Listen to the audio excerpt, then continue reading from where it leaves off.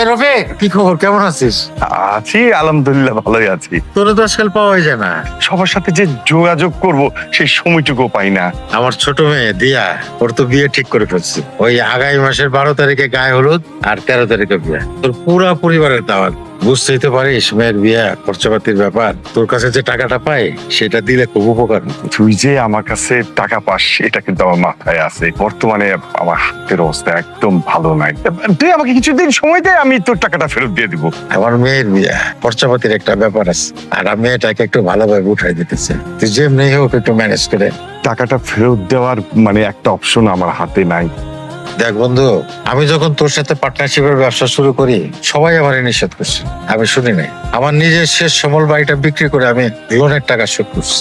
এখন আমার মেয়ের বিয়া, তুই অন্তত আমার পাওনা টাকাটা শোধ কর বন্ধু। বিশ্বাস কর, আমার হাতে একটা টাকাও নাই।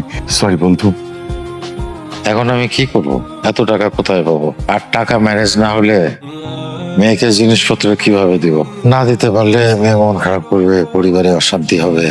আমি আমার পরিবারের কাছে আবারও ব্যর্থ হয়ে যাবো।